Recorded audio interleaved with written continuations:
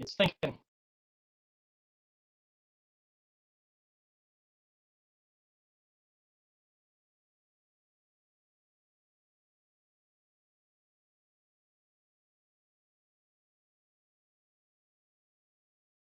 Good morning, everyone. We'll wait just a minute or so longer here and we'll get started.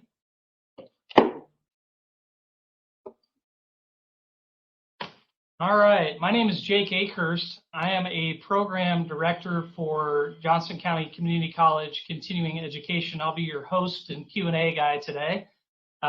We have, this session title is SEO Keywords with Valerie Jennings. So if that's the one you're looking for, you're in the right spot. I always like to make sure we have you in the right spot. It starts at 10:15. We'll wrap up prior to 11:15 so you can make the next session. I'm going to go through, introduce Valerie, and then we will allow for questions during the session. Valerie's okay with that, so I'll try to jump in as I see questions come up in the Q&A panel and get those answered as we go. If I miss one or anything's left over at the end, we'll try our best to hit all those questions and make sure we cover everything we can in the time that we have. So without further ado, I'll introduce Valerie. She's the founder and CEO of Jennings Social Media and MarTech. Valerie founded Jennings Social Media and MarTech in 2003 at the age of 24. Since its beginnings, Jennings has transformed her company from a small social media consulting business to a highly competitive strategic MarTech firm with performance-based AI, SEO, innovative content marketing. Jennings is among the top individuals honored with the international recognition of a 2020 Silver Stevie Award, and she just told me this morning she won another one, so she's on a roll with the Stevie Awards. She's also won that for Female Entrepreneur of the Year in the Business Services category, as well as a 2020 Top Women in Media honoree by Folio. DMN National Marketer of the Year 2020 recipient, and DMN's Top 40 Under 40. So without further ado, I'll let Valerie take it away here. And remember to put those questions in the Q&A and we'll address those as we go. Thanks, Valerie. Go ahead. Thanks, Mike. I appreciate it. Thanks to everybody for joining this morning. So we have an interesting topic ahead of us. If you're here for SEO and keywords, you are probably someone who either really wants to grow your business, your brand, or you like very technical, analytical marketing strategies. Either way, this session is jam-packed with details, and I'm not gonna lie, it's a lot. It can be confusing, a little overwhelming. I don't really have context on your SEO skill set, experience, or knowledge. So it's a pretty 50,000-foot view, but there's also some very specific takeaways, actions that you guys can follow up on after the session. There was also a very detailed workbook. So if the workbook was confusing, hopefully the session will answer some of those questions. And maybe if you haven't looked at the workbook, which I'm sure you all have, but in the event you haven't, maybe get that out, because it'd probably be a good idea to make sure you have your questions answered around that workbook so that you can actually take this session and apply it to your business. My hope, regardless of your skill set, where you're at with SEO, is that you are all empowered to make better decisions about search engine optimization after the session today. I feel like this is a tricky space. It's an area where a lot of people find themselves in a bad situation, in that they either think they're hiring a search expert, or they end up with an agency that says they can do SEO or says they specialize in it. And then our agency gets involved, audits it, and finds all kinds of big gaps. And a lot of times we end up putting our trust in things that we don't understand. So today I want to kind of remove that veil of confusion so that at least you can be educated and empowered to ask really good questions if you end up entertaining an agency or a professional contractor, or if you're just trying to figure out how to educate your leadership team on how SEO can grow your business. So that's 2 goals. Try to get your questions answered so you can do the workbook and get value out of the session. And second is so that you're empowered to make better decisions about search engine optimization for your business today. So with that said, I'm going to get going. Here is our table of contents. These are the topics that we're going to break down. Why SEO? Google's latest algorithm update, which was done in May, this May. We're going to get into a step-by-step technical health audit because that is the most crucial part of SEO. It's what Google's also putting its emphasis on for its latest update. And it's also the area that is missed most often than not when it comes to search engine optimization. We're also going to talk about modern backlinking practices and keyword research. So let's talk about SEO. I'm assuming if you're here, a lot of you know the importance of ranking on the first page of Google. So each year, companies spend more than $65 billion on search engine optimization, and there are over 3.5 billion Google searches per day. So most people don't click past results from the second page. They don't get there. But if you're on page 1 in Google's organic search results, you're going to get an average CTR is click-through rate. That means they're going to actually see you and click through to your website. And if you're on that page 1, you're looking at a 31.7% click-through rate. That's huge. Even when we run paid search, depending on the industry, you could be anywhere from 2 to 12% click-through rate on Google Ads, paid search advertising. So organic SEO tends to be more reputable, more organic, and more of a results-driven approach to lead generation. That's why companies invest so much in SEO. So we're going to talk about the latest updates. So about every year or so, Google rolls out an update. Google started advertising that it was going to do an update last year. It gave marketers about a year notice of, hey, we've got some big updates coming. And most of these updates are pretty consistent with what we saw in their previous update. But the biggest thing that they're looking for is what they call core web vitals. So Google gives your website a user experience score.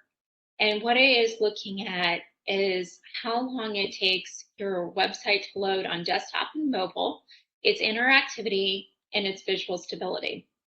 So we can talk a little bit more about what that means. You can see there's some screenshots of the core web vitals and other web vitals like mobile friendly, safe browsing, HTTPS, that's your security certificate, no intrusive intersites. So what we're going to dig into is some of the technical stuff and how you can actually stay competitive and do some basic optimizations. So Google is looking at all of these things, right? The technical aspects, but it's also looking at keywords, and we're going to talk about that last. But our goal, remember, is to try to get to page 1. So let's start with this technical drill down. A technical SEO audit is where you check the health of your website. So basically what that means is, do you have broken links? How fast is your site loading? Are you missing keywords, what we call meta tags? Are there redirect issues? Is there broken code? And yes, even on a brand new website, you can have broken code. If you're using WordPress or a site that relies on plugins, those plugins have to be updated at least on a monthly basis because they can also impact the overall health And it can also impact some of the load speed times and the code on the site. So we're going to look at 9 steps. I wish it was 3, but it's just not. So let's talk about this. There are some tools. So in this case, even if you're not a technical type person, you can still use the automated software. And anyway, anyone even in SEO should be using some of this automated software. It's a great diagnostic tool so you can get to the heart of the issues. One of our favorite tools is SEMrush. It's very reputable. They have an SEO checker that provides you with actionable recommendations to improve your site's strategy, backlinks. This is also a great report that to hand over to either your web developer or the agency that runs your website. Chances are they'll tell you if they can't make these types of updates. They are technical, so oftentimes they can do them. There are some other components of SEO that are better left with search marketing experts. So sitemap, every site should have a sitemap, and this is part of the Search Console. So you always want to set up a Google Search Console. That also alerts you to any big errors that Google is seeing with your site when it's trying to crawl it. But one thing that Search Console and sitemap go hand in hand.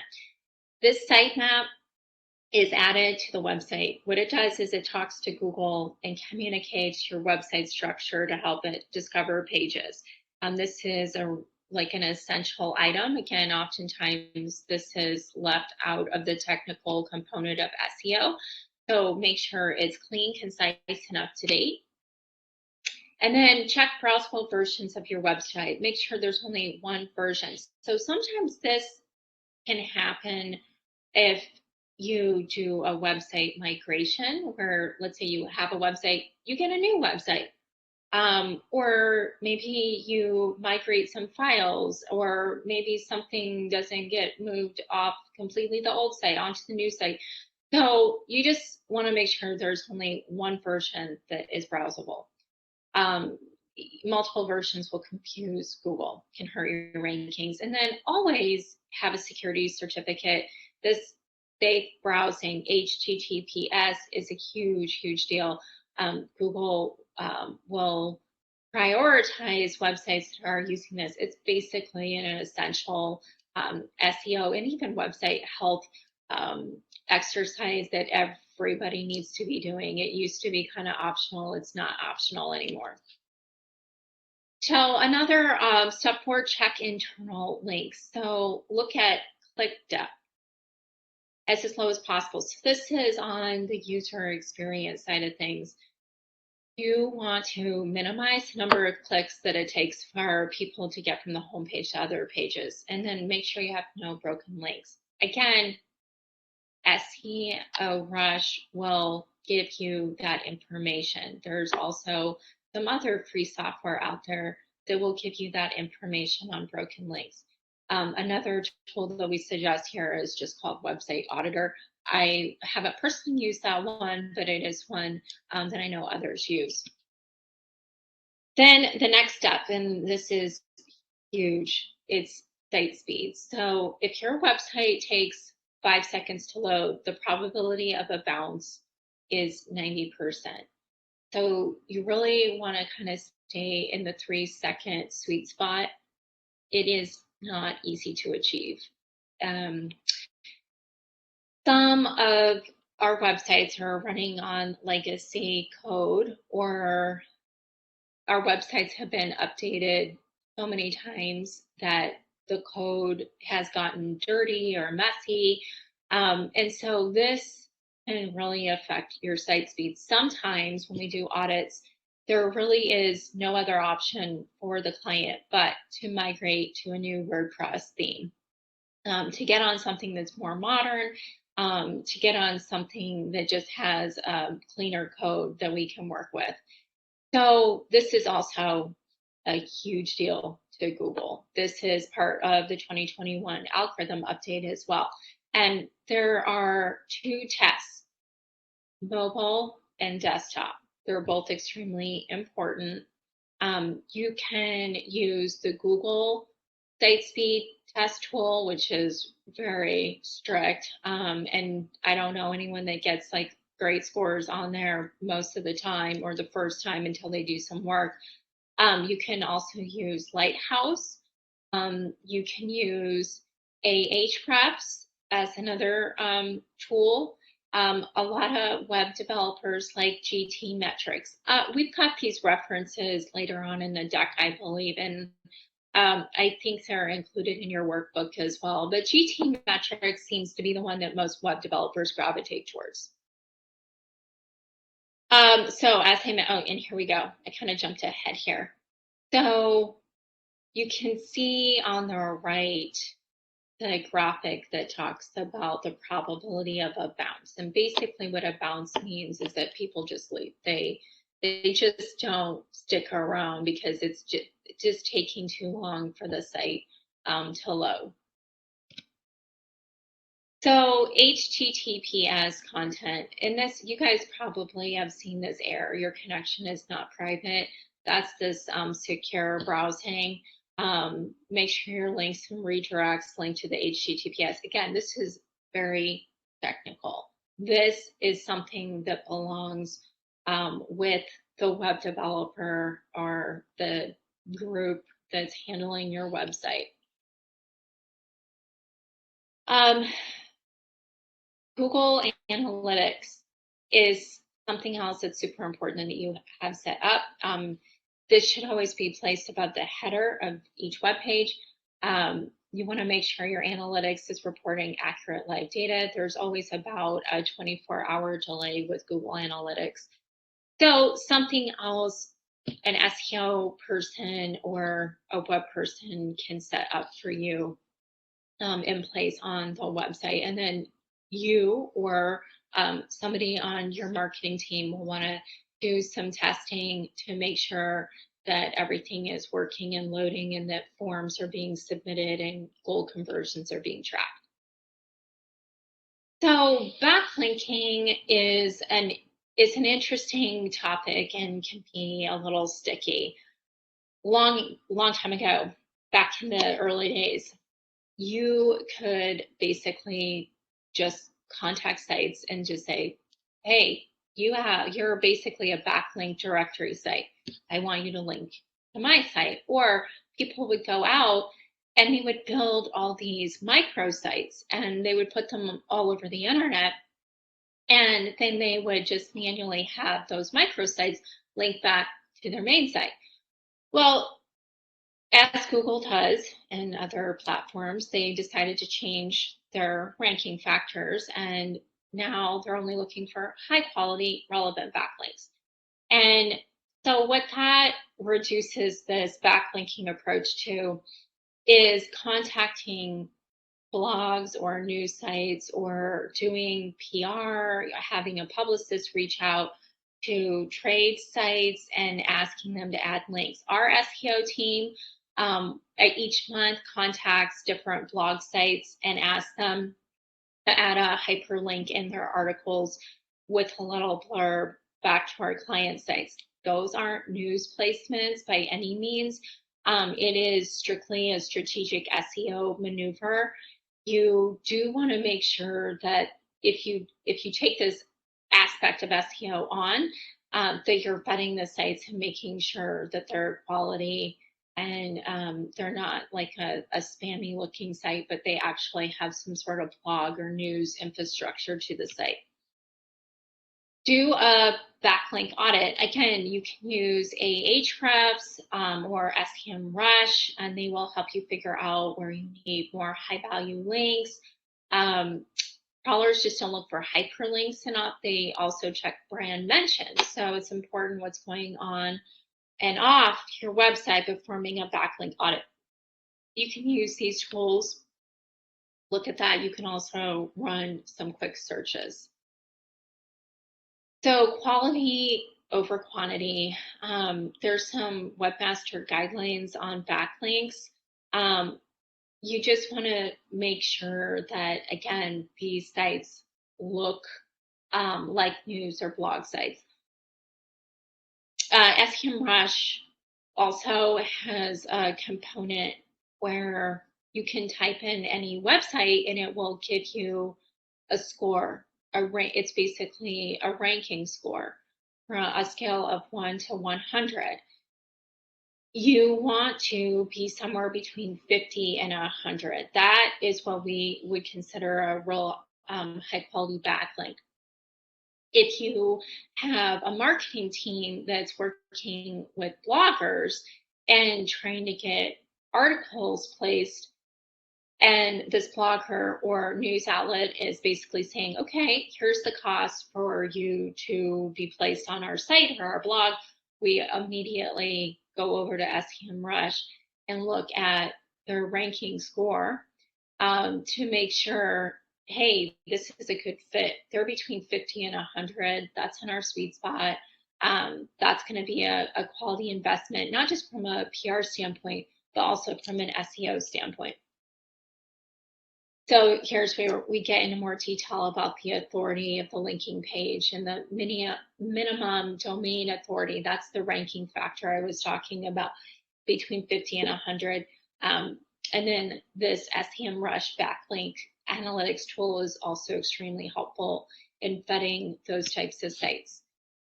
High standards for content quality. Again, just making sure that these sites that we're linking to they're basically news, blogs, or article driven, and it's not looking like it's spam. Jake, I wanted to just stop and see if there were any questions before I get into the blogging. We don't have any right now. We've had a little bit in the chat. I've tried to link to some of the resources you've mentioned, and then Eric chimed in with a definition for bounce. So cool. The chat's there, and then Q&A is available if anyone wants to ask. So we'll just keep moving. Okay, I'll keep going. Thanks. So I want to talk about blogging. When in the early days of social media, blogging was the primary focus, and it wasn't just for social media, it was also for SEO. And then the blogs, I felt like some of the news sites did a great job of keeping their stuff fresh, but I noticed some clients kind of started treating their blogs a little bit promotional, a little spammy. Google has made blogging a big deal again, and it started, I would say a year or so ago, maybe a couple of years ago. And it basically said, hey, if you're going to have a blog, you need to do it right. If you don't do it right, we're actually going to, punish your SEO score. And so this is still something that we monitor regularly for clients and are still cleaning up some old blogs if they've been blogging for years and years and years. So again, Google does this. We have to go through and do an audit, and we'll get into the details, but sites with blogs do generate more index links than sites without a blog. So there is that. But there's also some of these best practices. If you're not doing these things, you're at risk for actually hurting your ranking factor. So Google wants 1,700 words in a blog post. And that could be a combination of stuff that you write or your marketing team writes, but also needs to include research, references, and high quality links out to sources of authority. And give or take, they want a graphic about every 350 words and at least one infographic or a video. And then you need to include keywords in your subheadings and links to outside domains and meta descriptions on the back side of the blog. There's more. The part that I always suggest that before you go delete all your blogs that are under 1,700 words. You do an audit. You figure out which blogs can be consolidated and merged so you can get to that 1,700 word. If there are blogs that were, time sensitive, maybe they were about an event and it was only 500 words, it might just be best to just delete the blog. So that is the biggest takeaway here, is that if you were going to do anything with your blogging today, it would be do an audit on the word volume, and make sure you have these things in place and consolidate some blogs and come up with a plan. Maybe it's an Excel sheet, and work through that so you can organize the blog posts. About the meta descriptions, there is an image over here so you can kind of see what that looks like. It's a summary of the page's content, no more than 155 characters. Use active voice. Make it actionable with a call to action. Use focus keywords to attract visitors. We talk more about keywords later on in the session, but that is an important part of the blog strategy. So here's where we start talking about these older blogs. So while we're talking about writing good quality blog content, we can start to consolidate some of these, what we call thin blogs. You can also go back to older blogs that are still relevant and update them. So update the time, the timestamp, right?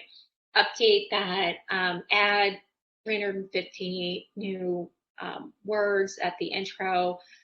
If the research was from 2019, for example, update it with 2021 research and update some of those links. So it's just a little bit of housekeeping. Honestly, brands report that doing these exercises of updating old content and cleaning up their blogs gave them more of an SEO lift than writing new blogs.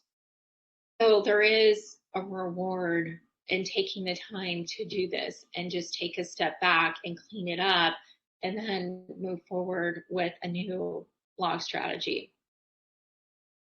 Working with bloggers, I kind of touched on that. That's another great way to gain valuable backlinks. Again, you're going to want to keep an eye on their domain authority to make sure it's going to actually help you. Hey, Valerie, I'm going to interrupt real quick. We have one question from Mary Catherine Reinert. If there are no outside links viable, are there ways to work around that? If there are no outside links, is the question that she doesn't have any websites linking to the website? I guess I just need a little bit more clarification. I think that's the case, and are there ways to work around that? No, you need. I don't know what the website is. Unless it's a news site, it would be interesting if there were any viable external links. I don't know. There wouldn't be if the site's been up for a while. But if you need to get some viable links going, there are, I don't know the industry again, but most industries, there are trade websites. Like, for example, for our industry, there's a site called Clutch, where clients can write reviews on agencies and do in-depth interviews with the Clutch experts. And those sites show up on page 1 under targeted search phrases. So that. She did say it's a website linking outward. That helps. And then we can table that one and then move on to Eric had a question as well. Is can you repeat the list of updated older blogs versus newer blogs What was the stat you mentioned? I think it was on a previous slide. I don't know if yeah.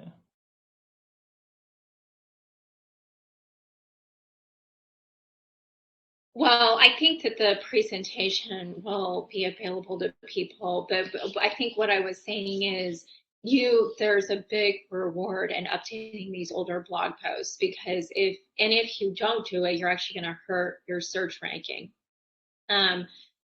So I don't know what specific stat he's looking for.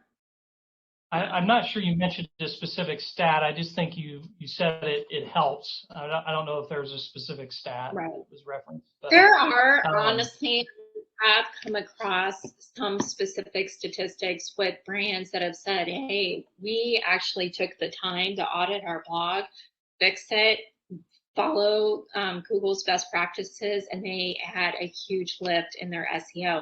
Because you have to remember, every time you write a new blog, you have to give that blog time for Google to crawl it and, index it and all of that. So even if you work with bloggers, it's oftentimes better to identify a blog that they've written maybe in the past 6 months and ask them to update that blog instead of writing an entirely new blog from scratch. Sometimes that's a better approach. And then, as just to finish the workaround on the linking, so my suggestion would be to audit your brand and audit targeted keywords. So like, what do you think people would be searching for? Like for us, for example, social media companies or social media agency or whatever. And that's where you can find these industry directories. And then you should look into those directories and see if you can create a profile on them. Quite frankly, we should all do that anyway, because it's a low-hanging fruit for PR, brand mentions, and linking back to our site. And those directories do get a lot of traffic. So that would be an immediate workaround. If there's no opportunity there, then you actually might want to consider contacting the industry trade publications or industry bloggers and paying for some placements, or hire an SEO team to go get you some backlinks. So that would be the workaround or the steps to address a lack of links to the site. I've got one more question, and then we can go from there. So you've mentioned a lot of different ways to improve SEO visibility through Google and other SEs. Is there a standard place you would typically recommend a company start based on weight of importance to the SEs, i.e. page loading times, backlinking, blogging, etc.? So standard place you recommend to start. The most important takeaway for today is to get your website health score as high as you possibly can. Ahrefs will give you a score. So will Google Lighthouse and SEMrush. You just need to stick with one of those tools until you can go get your score. It'll actually give you a letter grade, right? So the website health is the number one thing Google's looking for. It's always been important, and it's always been the most overlooked approach.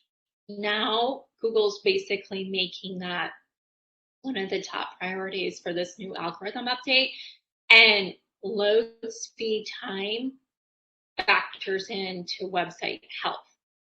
Because if you have these technical health issues, your site is also going to have a low load speed time.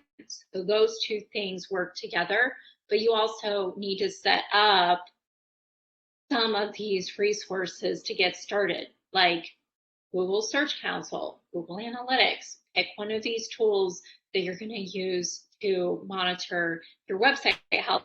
And it's also not a one and done deal, of course, never is. So you'll want to have this report, whatever report you end up, either set it up so it automatically sends you a weekly or a monthly diagnostic on the site. But that is hands down the most important thing that you should focus on if you want to tackle something immediately.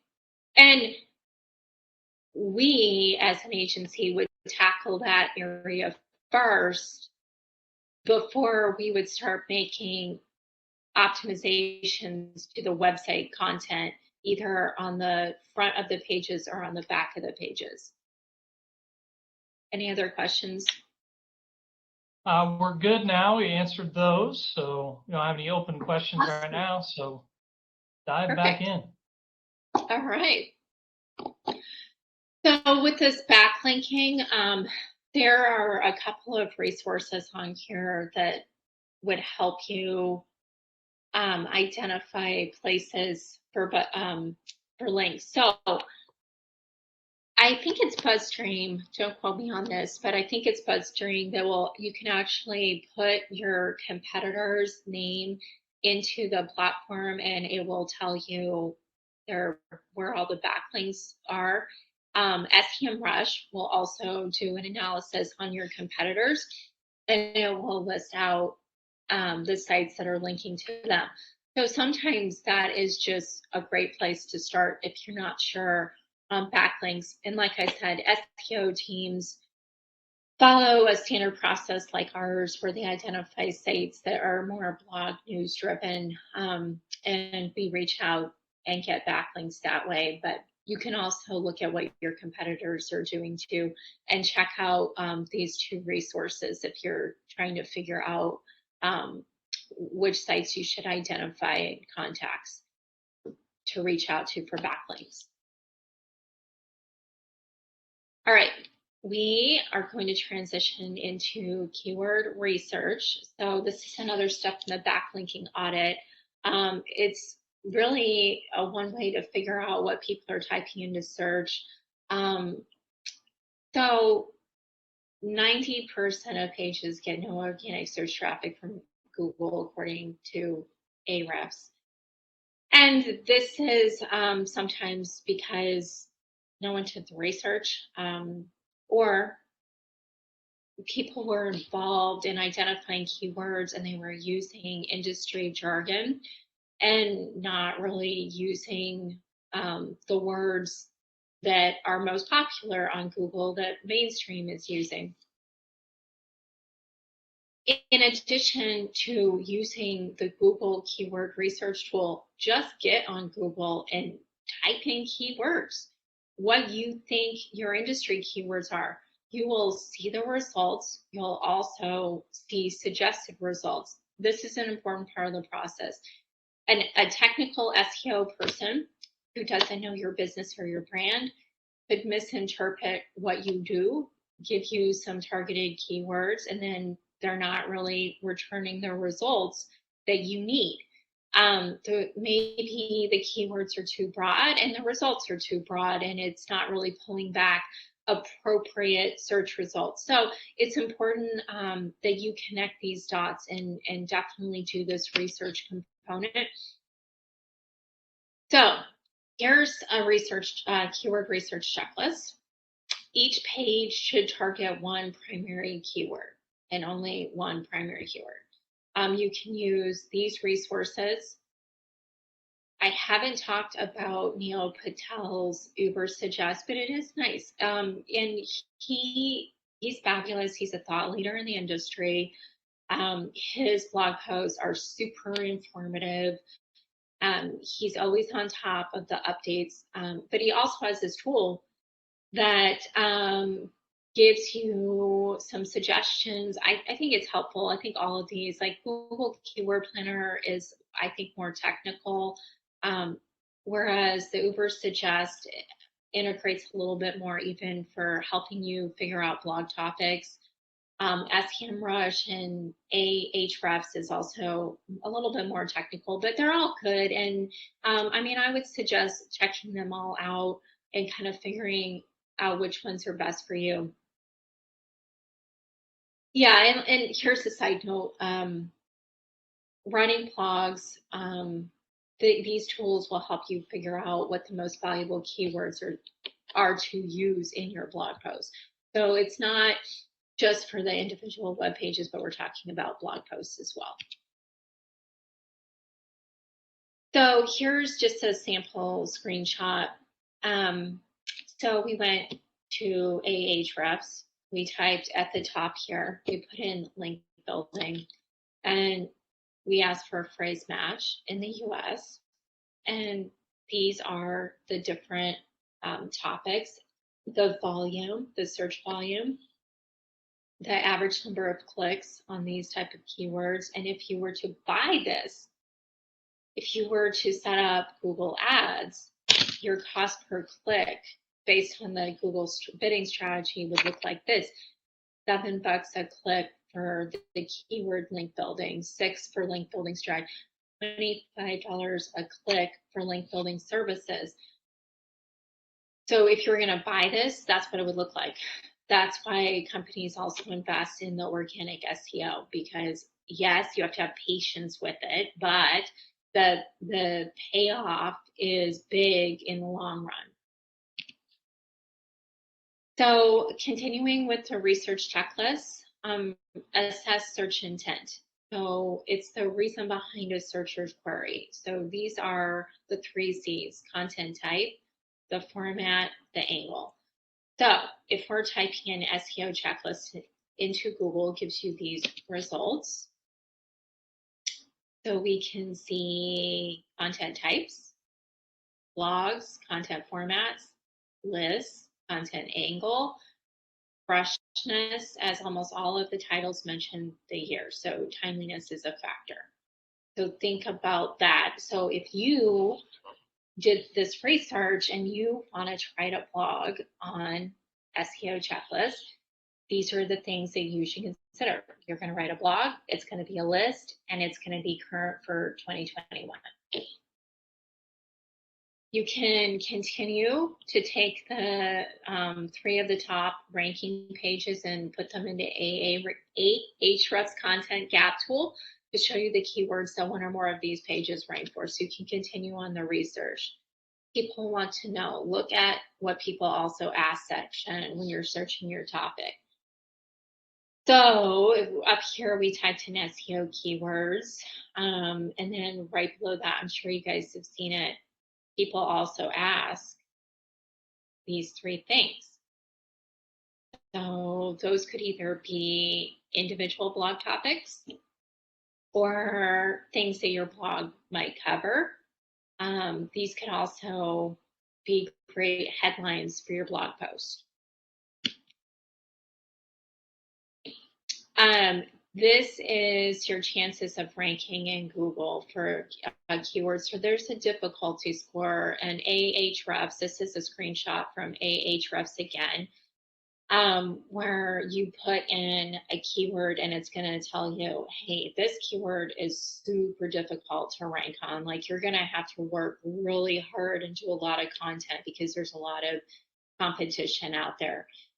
So this is where some of that technical research is important, where somebody can figure out and really hone in on what are those long tail search results that are going to get me in front of a buyer versus people that are just trying to educate themselves. Now, you kind of need a blend of both, because we're also trying to attract new users to our website who we can get in front of and influence.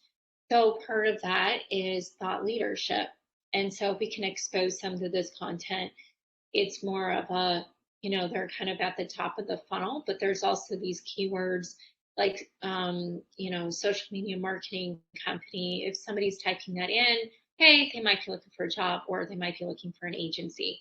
So there is a thought process. That's why it's important to type these key phrases into Google to see what's actually showing up. And then you're going to have to figure out, like, set some expectations.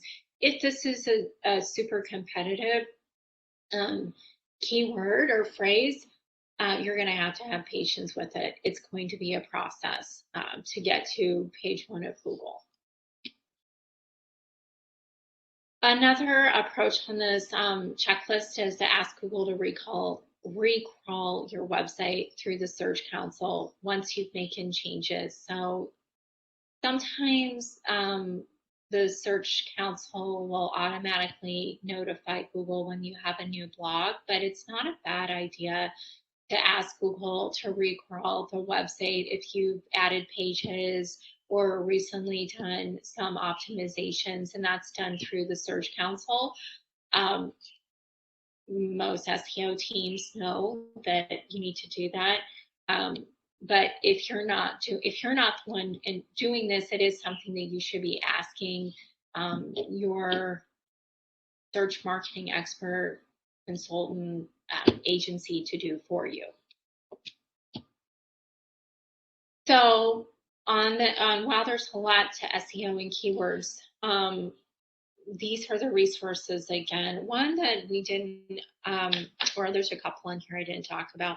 The search engine land, that's just another great industry publication. Sign up for their e-blast and you can just kind of follow the headlines because there's a lot of changes all the time. And if you've invested in SEO with an agency or a contract or whatever, this is a great way to continue to say, hey, what's going on with this, or how are you going to address this? And right now, obviously voice search is a huge thing. It's impacting business to consumer brands that have locations immediately, but it's going to spread very, very quickly into these other industries and B2B as well. And so these things take time to plan ahead for. So if you can kind of stay on top of where things are heading, you can be on top of it and plan for it so you don't feel so overwhelmed by playing catch up. Moz is also another tool, and it's a great tool as well. I do have an affinity towards Ahrefs and SEMrush. But it's also another alternative if you wanted to look into that. If you guys have other questions, I do think I'm scheduled to participate in the lounge today. Jake, right? That's open to everyone to kind of ask questions. Yes, and thank you very much, Valerie, for that presentation. And I don't have any open questions at this time. What I will do is just thank you again for that information, and know that it can be interacted with during the other networking sessions and times during this conference. So the session sponsor for this is Johnson County Community College. So I get to thank myself for sponsoring the session. But we at Johnson County Community College, I'd just like, in my program area specifically, we do offer additional training courses in SEO, Google Analytics, WordPress, a lot of these topics. So if anyone has a question of me, I'm happy to answer about the opportunities to learn deeper dives into these topics as well. Coming up next are some more concurrent breakout sessions. So at 11:15, there is Make Better Business Decisions with Analytics. That is done by Stacia Kudrez. And then another session at 11:15 is Marketing ROI and How to Maximize It with Eric Stroutman.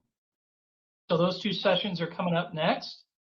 And remember that all of our sessions are recorded, and you'll have these available for up to 30 days after the conference. So you can always go back and review these sources as well.